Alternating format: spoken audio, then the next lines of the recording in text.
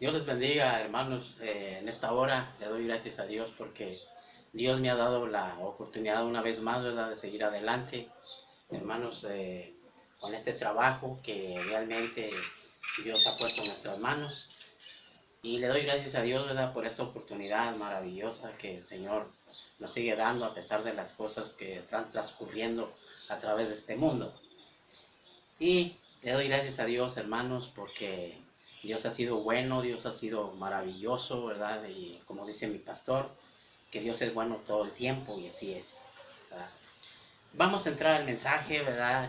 Vamos a centrarnos en el Señor. Si usted tiene su Biblia, usted que me ve, que me está escuchando, o usted que está aquí, ¿verdad? Si tiene su Biblia, le voy a pedir que se ponga de pie y abra su Biblia allí en el libro número 23 del Antiguo Testamento. Quiero decirle que el libro número 23 del Nuevo Testamento es el libro de Isaías. Busque su libro ahí, el libro de Isaías, capítulo 6. Vamos a entrar a la palabra del Señor porque ya es un poco tarde. Y capítulo 6, mientras usted busca su libro y su capítulo, yo voy a ver en qué versículos tiene el Señor para el consejo que Él tiene para nuestras vidas el día de hoy. Y se vale alabar a Dios, gloria a Dios.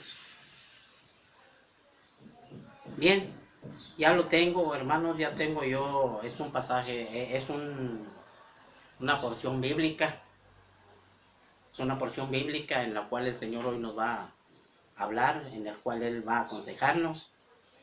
Y es Isaías capítulo 6 del 1 al 7. Voy a darle lectura yo a esta porción bíblica y usted me sigue con su vista. Y dice así en el libro de Isaías capítulo 6 del 1 al 7. Dice así, en el nombre del Padre, del Hijo y del Espíritu Santo, dice, y en el año en que murió el rey Usías, vi yo al Señor sentado sobre un trono alto y sublime, y sus faldas llenaban el templo, y por encima de él había serafines, cada uno tenía 6 alas, con 2 cubrían sus rostros, con 2 cubrían sus pies, y con 2 volaban. Y al otro daba voces diciendo, Santo, Santo, Santo Jehová de los ejércitos, que toda la tierra está llena de su gloria. Y los oficiales de las puertas se estremecieron con la voz del que clamaba, y la casa se llenó de humo. Entonces dije, ay de mí, que estoy muerto, porque siendo un hombre inmundo de labios, y habitando en medio de un pueblo que tiene labios inmundos, han visto mis ojos al rey Jehová de los ejércitos. Y voló así a mí uno de los serafines, teniendo en su mano un carbón encendido, tomado del altar con unas tenazas, y tocando con él sobre mi boca, dijo, esto tocó tus labios, es quitado tu culpa y limpio tu pecado. Entonces, hermanos, siempre la escritura nos recomienda que para hacer un trabajo dentro de la casa del Señor, tenemos que estar en comunión con el Señor, para que el diablo no se moje, para que el diablo no se ría del cristiano, porque cuando el cristiano no ora, el diablo se ríe de él, porque no tiene poder. Pero aquel cristiano que ora, el enemigo le tiene miedo.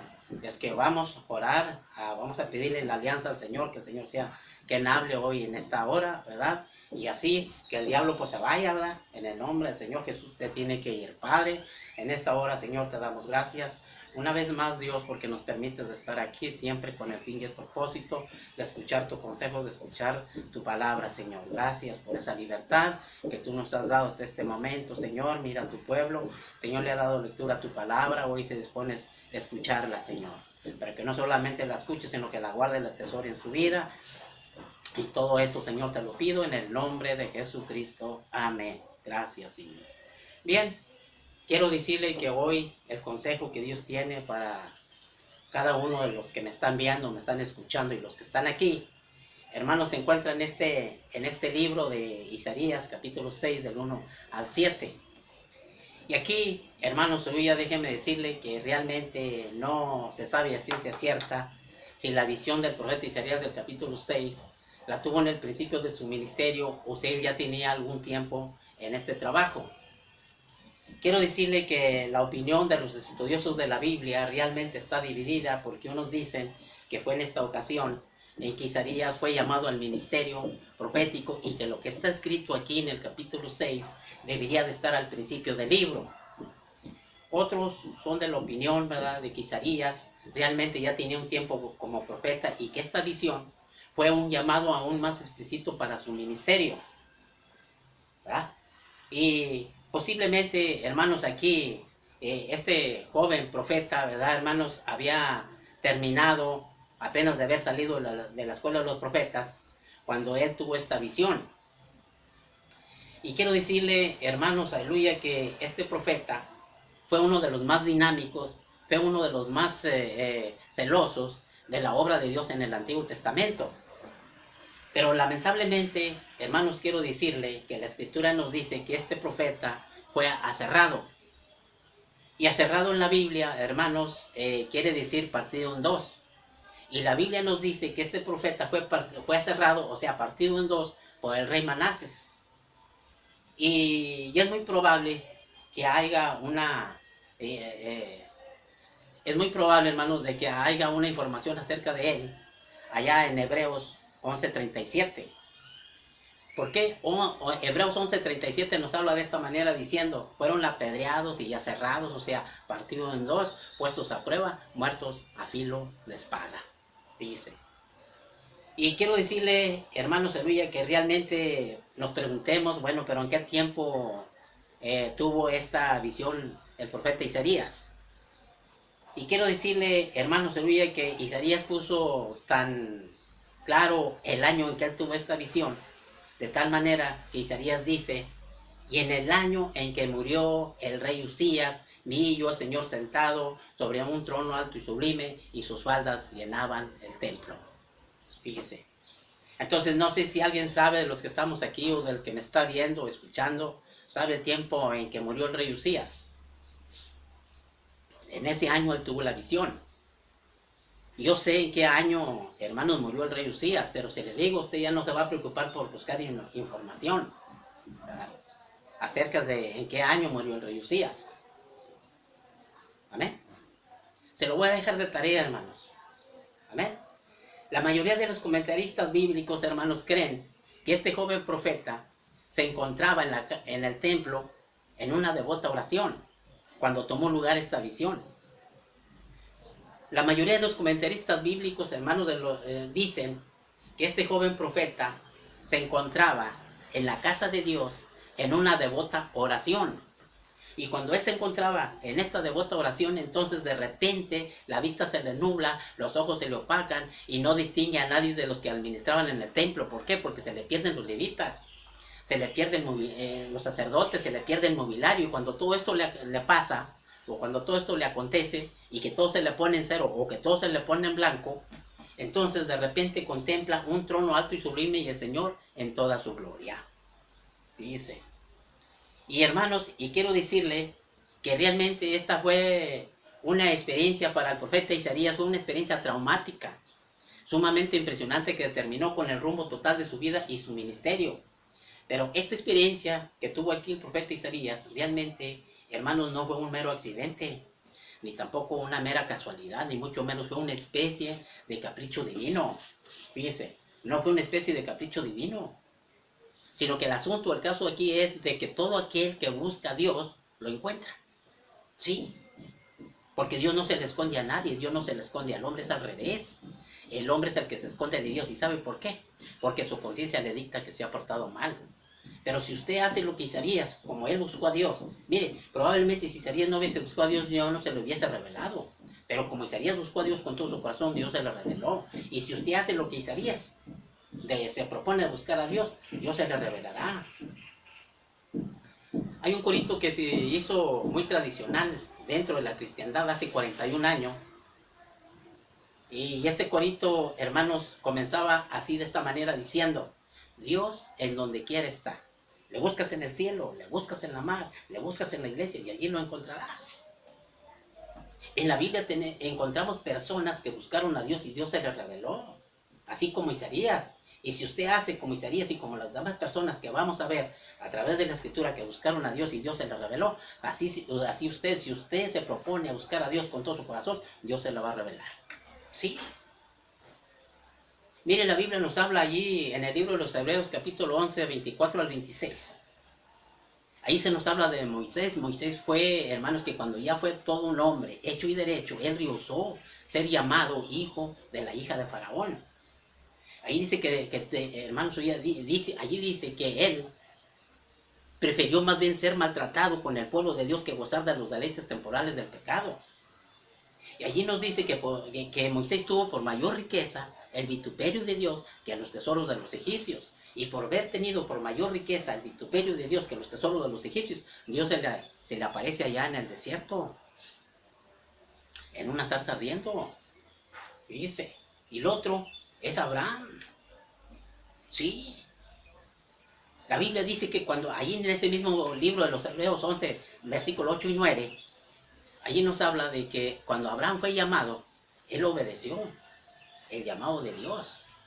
Fíjese, él obedeció el llamado de Dios para ir al lugar que debía recibir como herencia. Y la Biblia nos dice allí que él salió sin saber a dónde iba. Pero por la fe dice que habitó como extranjero en la tierra prometida, como en tierra ajena, morando en tiendas con Esaú y Jacob, los cuales ellos eran coherederos de la misma promesa.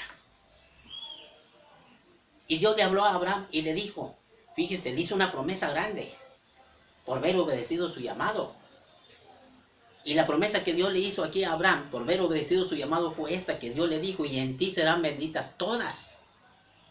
No está diciendo, y en ti será bendita solamente la mitad del género humano, o cierto grupo en particular, no.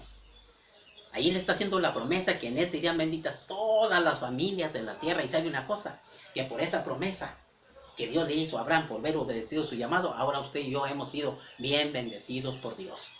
Sí. Pero si hay alguien ahora de los que estamos aquí, del que me está viendo y me está escuchando, no ha sido bendecido por Dios, quiero decirle que hoy Dios quiere bendecir su vida. Dios no quiere que usted se vaya como vino o que esté como ha estado. No, Dios quiere, hermanos, que usted se lleve la bendición que Dios tiene hoy para usted. Dios quiere obrar en usted. Dios quiere cambiarlo, Dios quiere transformarlo, Dios quiere convertirlo en una nueva criatura. Eso es lo que Dios quiere. El otro que buscó a Dios es Jacob. ¿Cuántos Jacob hay aquí? A ver, ¿cuántos? Se acabaron los amenes, alabanzas. No hay ningún Jacob, hay puro Jonás. No, no se crean, no hay Jonás. Amén. Oiga, cuando Jacob se dio cuenta de que él podía ser bendecido por Dios, hermanos, él se aferró a Dios. Fíjese, y no se soltó de Dios. De manera que cuando venía el alba del día ya para amanecer, el ángel le dijo, oye, ¿sabes qué? Suéltame, porque ya viene amaneciendo, yo me tengo que ir. ¿Qué dice la escritura que le dijo? Le respondió Jacob al ángel, ¿qué le dijo? Cuando le dijo, suéltame.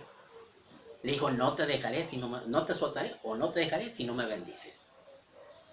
¿Qué dice la Biblia que le contestó el ángel? Le dijo, ¿cómo te llamas? No, pues me llamo Jacob. Me llamo Jacob. Bien. De aquí en adelante ya no te vas a llamar más Jacob, sino que de aquí en adelante te vas a llamar Israel. Oiga, qué cambio tan grande y tan maravilloso que hubo en Jacob por verse aferrado a Dios. Dice, después de ser un suplantador, vino a ser príncipe de Dios. ¿Por qué? ¿Sabe qué le dijo Dios? Le dijo a Jacob, le dijo, porque has luchado con Dios y con los hombres y ya has vencido. Hermano, hermana, hay que luchar y hay que vencer con la espada en la mano y saberla trabajar. ¿Por qué? Porque así como David venció a Goliat, en el nombre de Cristo la iglesia vencerá. ¿Y saben por qué va a vencer? ¿Por qué la iglesia va de victoria en victoria, hermanos? Porque Cristo va delante de ella, quitando todo obstáculo, toda dificultad, ¿no? Dice la escritura que va como poderoso gigante. ¿Para qué? Para que su pueblo tenga la victoria. Entonces, hermanos, en Cristo tenemos la victoria, en Cristo somos más que victoriosos. ¿Y sabe por qué? Porque la victoria de Cristo es nuestra victoria. Sí. ¿Y qué dice, hermano, el profeta Isaías? Dice, y vi yo sentado sobre un trono alto y sublime, y sus faldas llenaban el templo, y por encima de él había serafines.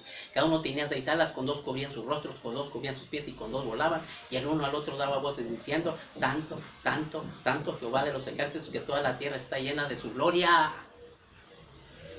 Oye, hermano, hermana, esta experiencia para el profeta Isaías fue una experiencia tan extraordinaria, tan fuera de lo común, de tal manera que necesitó usar la mayor reverencia posible. ¿Por qué? Porque una visión del Señor en su plena gloria y en su plena majestad obliga al profeta a modificar sus valores y a modificar su lenguaje. ¿Y sabe por qué lo obligó a modificar sus valores y su lenguaje?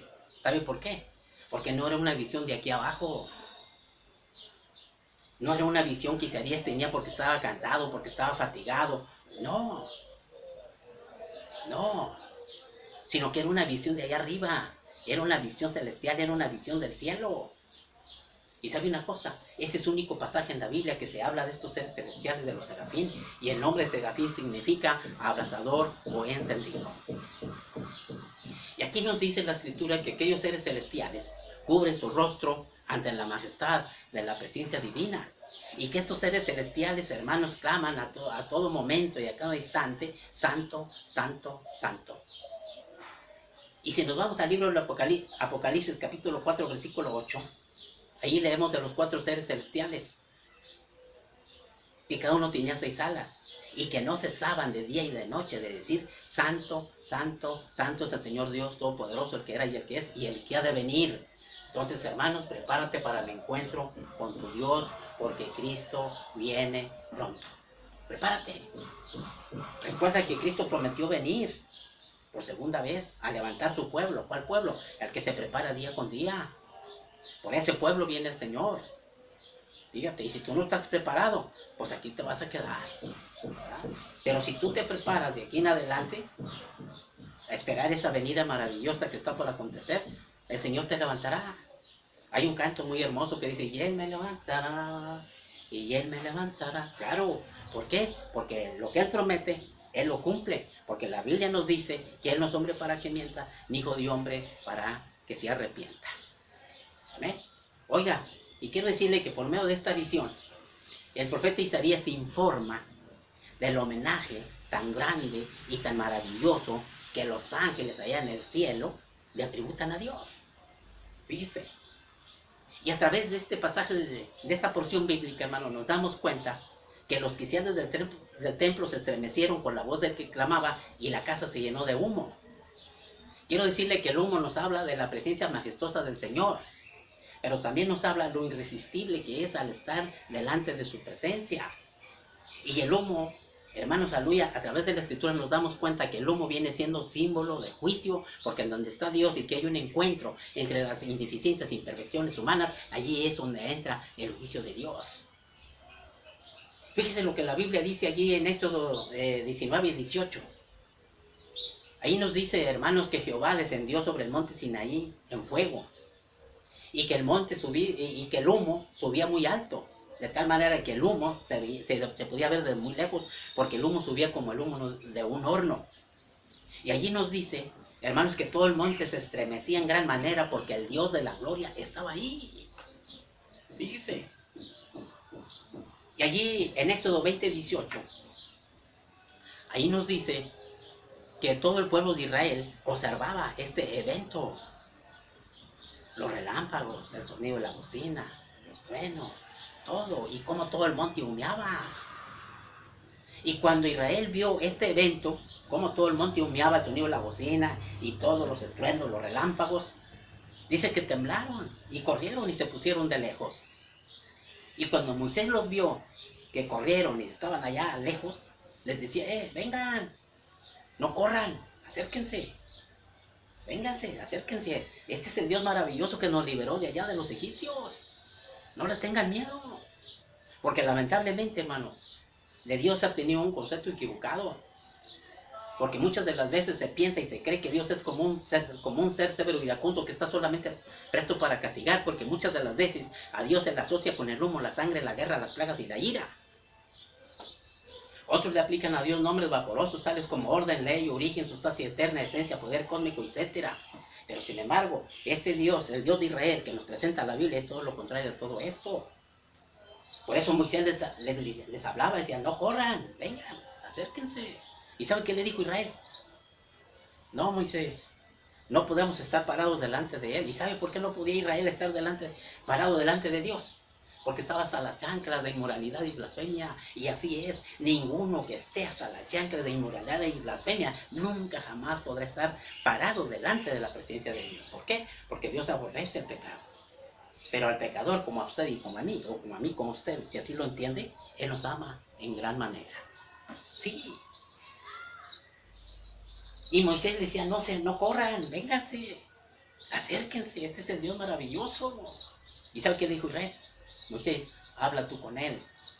Y lo que Él te diga, eso es lo que hacemos. Mentiras. Hasta ahorita Israel no ha hecho lo que Dios dice en su palabra.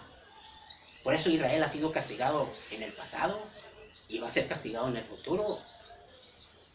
Sí. ¿No cree usted que Israel la tiene ya hecha? No.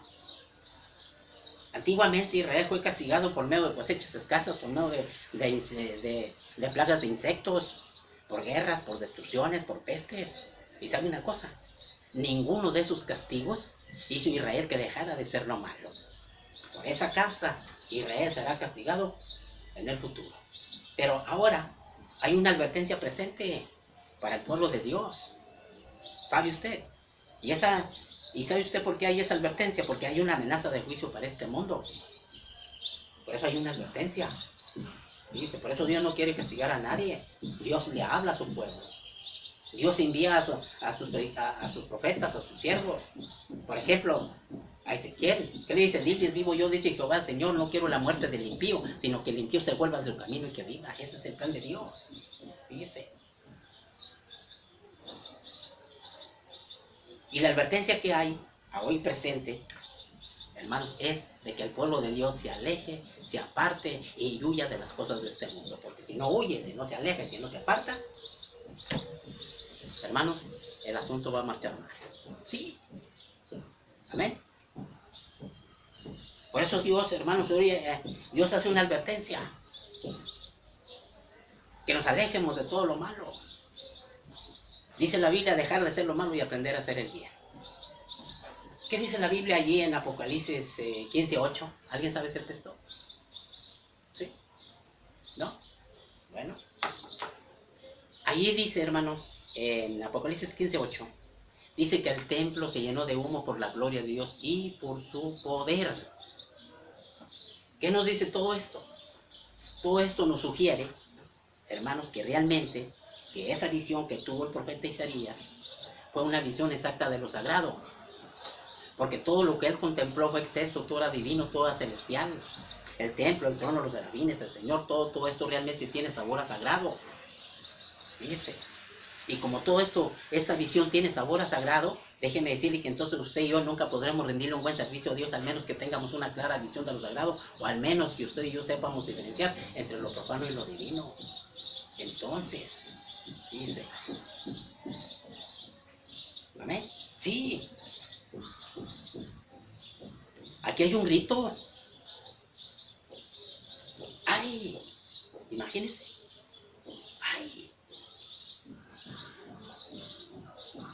Cuando usted y yo andamos haciendo un trabajo allí en casa y que tenemos un martillo y de repente nos damos un golpe en el dedo o en la mano, ¿qué decimos? ¡Ay! Tiramos un grito de dolor. ¡Ay! Así Isaías, dice, hermanos. ¡Ay de mí que soy muerto! Porque siendo un hombre inmundo de labios y habitando en medio de un pueblo que tiene labios inmundos, han visto mis ojos al Rey Jehová de los ejércitos. Aquí el profeta mira a Dios en su plena gloria y en su plena majestad. Por eso dice, ¡ay de mí que soy muerto! Y cuando él mira a Dios en su plena gloria y en su plena majestad, se mira él a sí mismo. Y cuando él se mira a sí mismo, cuán despreciable y vil, miserable se siente delante de Dios. ¿Por qué? Porque nadie puede valorarse exactamente a sí mismo, sino hasta cuando se encuentra cara a cara con Dios. Mira el profeta. Isaías se creía profeta, portavoz de Dios. Y Dios lo hace exclamar, soy el mundo de labios. A veces, nosotros como cristianos, hermanos, creemos unos genios. Sí. Nos creemos completos, como si nunca vamos a morir. Y a veces, hermanos, nos consideramos hasta defensores de Dios. Imagínense. Imagínese usted al hermano Nacho siendo defensor de Dios. ¿Usted cree? Si soy tan miserable que no puedo hacer nada ni por mí para salvarme, ni yo mismo, ¿cómo voy a ser defensor de Dios? Pero a veces así nos consideramos, unos genios completos, como si nunca vamos a morir. Hay hasta defensores de alabanzas. Mire, vamos con el primero. Vamos con el primero que se considera un genio. El rey de Babilonia. El rey Nabucodonosor. Él sí consideró un genio. ¿Sabe por qué? La Biblia nos dice que este rey subió al terrado de su palacio. Y cuando este rey subió al terrado de su palacio, dice que comenzó a contemplar a Babilonia. La vio tan hermosa. No, hombre, hermano. Casas recién construidas, bien pintaditas con sus dibujitos, allí todo bien bonito. Porque así es, cuando las casas son nuevas, hermanos, y tienen bonita arquitectura, son bonitas. En que no estén pintadas, pero si están pintadas, son más bonitas. Así estaba Babilonia, cuando este rey subió allá al terrado de su palacio. Contempló a Babilonia de una manera muy hermosa, de tal manera que este rey, ¿sabe qué hizo? Levantó sus manos. Fíjese, ¿y sabe qué dijo? Dijo, oh Babilonia, que te he construido para mi gloria. Fíjese. O sea que no le dio la gloria a aquel que le daba la vida, que le daba la salud, que le daba el conocimiento, el entendimiento para que construyera Babilonia. No se la dio a ese Dios maravilloso. No, se la dio él mismo. Y por no haberle dado la gloria a aquel que le dio la vida, la fortaleza, la fuerza, el entendimiento y conocimiento para construir a Babilonia, Dios le hizo ver su locura. Sí. Dios le hizo ver su locura. Dice. Amén. El otro es su familiar. Estoy hablando de Belsasar, el rey de los caldeos. Es familiar de él. Pero ya sabe que viene siendo de rey Nabucodonosor. Belsasar de los caldeos ya sabe lo que viene siendo de la misma familia. Este rey, Belsasar, hermano, se consideraba completo, como que él, todo el mundo era de él, como que si nunca iba a morir. ¿Y sabe qué hizo? Programó una fiesta grande, y invitó a todos los príncipes de los contornos. Y cuando él estaba en aquel local, en aquella fiesta, oiga, hermanos, quiso cerrar la fiesta con broche de oro. ¿Sabe qué hizo? Mandó traer los utensilios que su familiar había traído de Jerusalén a Babilonia. Y le dijo uno de sus criados, trae los utensilios que trajeron de allá, que saquearon de Jerusalén, tráelos. Eran vasos de oro, tráelos. Y sírveles a mis amigos en esos vasos, sírveselos. Sírveles el vino. Pero vigila a los que no se los lleven, porque es oro. Es oro. Vigílalos, sírveles, pero vigila a los que no se los lleven. Porque el oro vuela, hermanos. ¿Amén? Oiga, y este rey, por haber contaminado los utensilios de oro que por cientos de años habían estado al servicio del Dios increíble, o sea, del Dios vivo, hermanos, para que me entienda, ¿verdad? Por haber contaminado esos utensilios, oiga, comenzó a sentir un bochorno el rey allí en aquel departamento, en aquel local. Comenzó a sentir un bochorno que sentía que se le acababa el aire.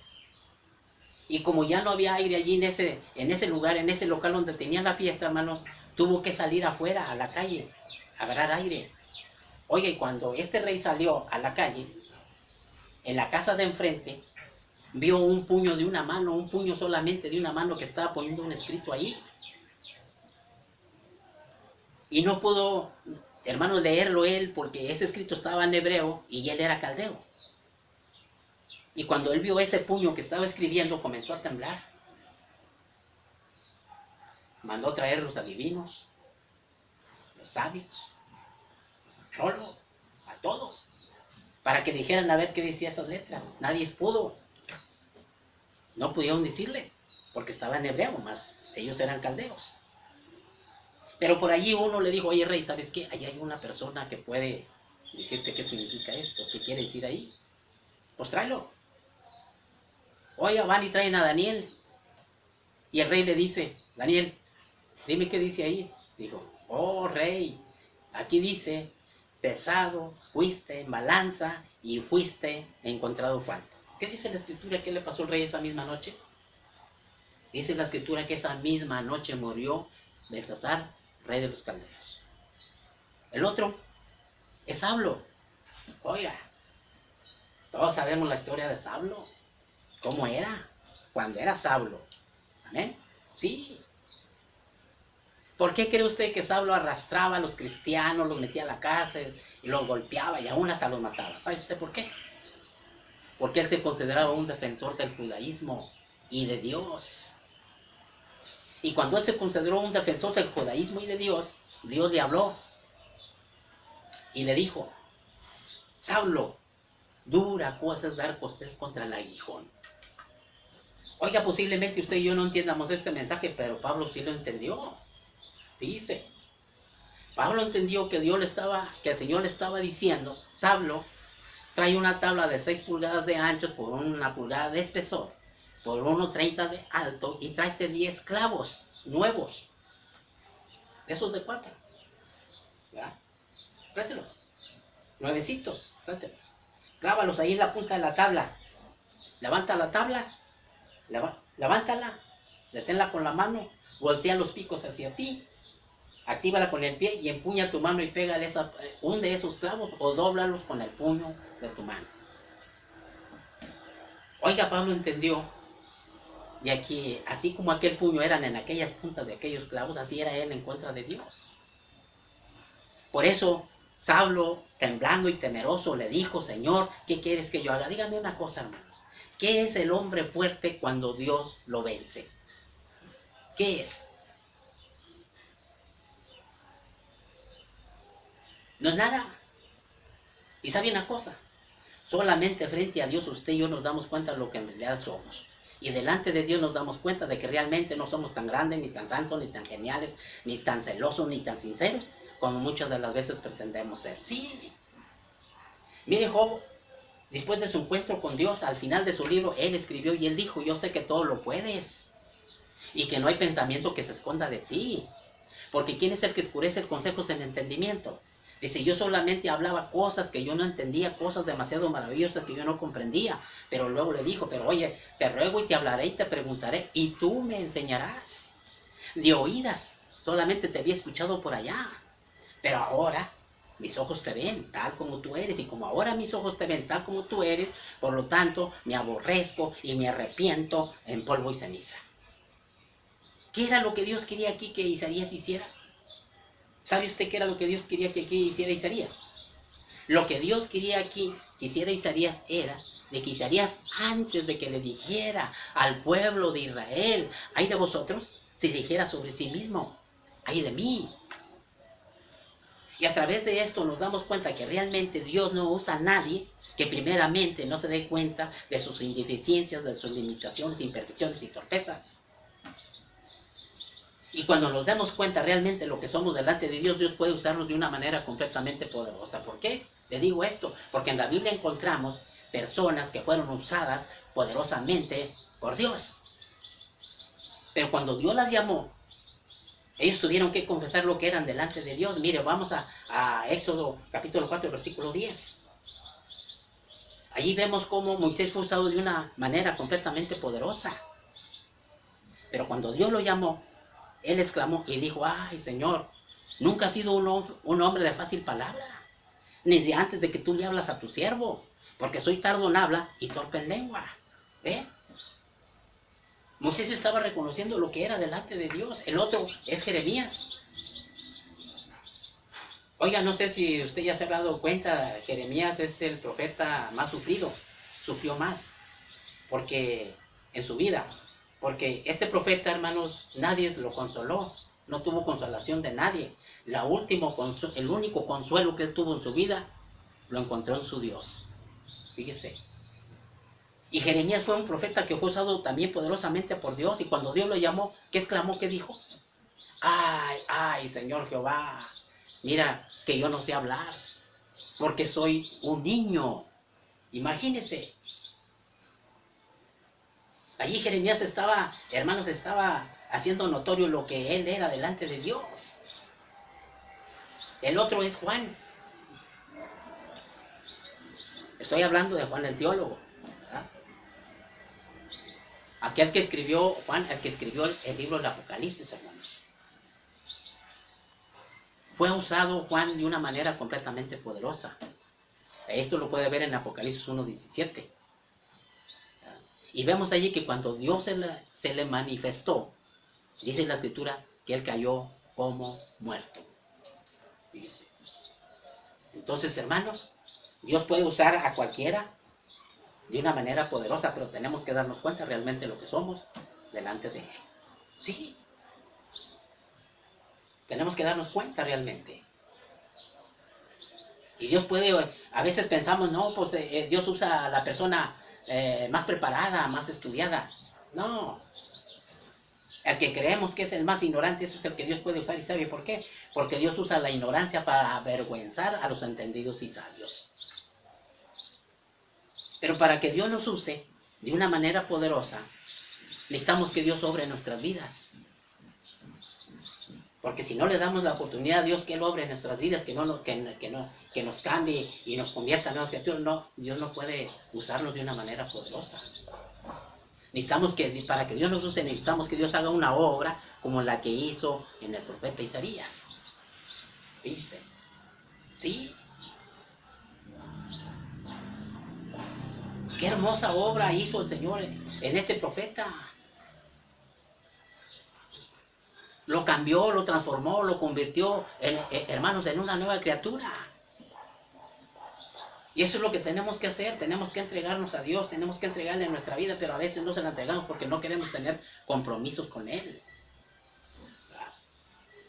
Pero para servirle a Dios, para que Dios nos use de una manera completamente poderosa, hermanos, tenemos que darle la oportunidad a Dios que haga una obra como la que hizo en el profeta Isaías. ¿Qué dijo el profeta Isaías? Que voló hacia mí uno de los serafines, con un carbón encendido tomado del altar con unas tenazas, y tocando con él mi boca dijo, esto tocó tus labios, has quitado tu culpa y limpio tu pecado. Y dice, se necesitaba, hermanos, una obra de arriba, una obra divina, para cambiar, para transformar aquel corazón, hermanos, aquel corazón de piedra, como dice allá el profeta Ezequiel, ¿verdad? Que Dios quitará nuestro corazón de piedra y pondrá un corazón de carne, un corazón sensible a su palabra. Bien, hermanos, aleluya, vemos la obra que Dios hizo en el profeta, ¿verdad? Y así debe de ser en nuestra vida. Entonces tenemos que darle la libertad a Dios para que Dios pueda obrar y así poder usarnos de una manera poderosa.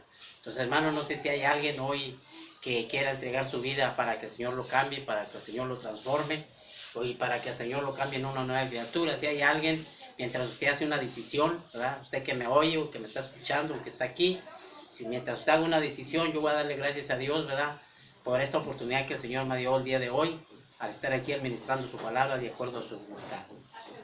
Entonces, hermanos, voy a darle, mientras usted hace la decisión, yo voy a darle gracias a Dios. Padre, en esta hora, Señor, te doy gracias por esta oportunidad maravillosa, Dios, que me has dado al estar aquí para administrar tu palabra de acuerdo a tu voluntad. Tu pueblo la ha escuchado, Señor, que no solamente la escuche, sino que la guarde, la atesore en su vida, en su corazón, Señor.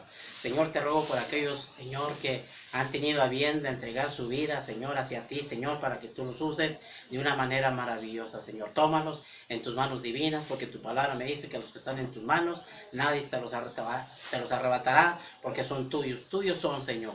Los pongo en tus manos divinas, Señor, en el nombre glorioso de Jesucristo. Amén.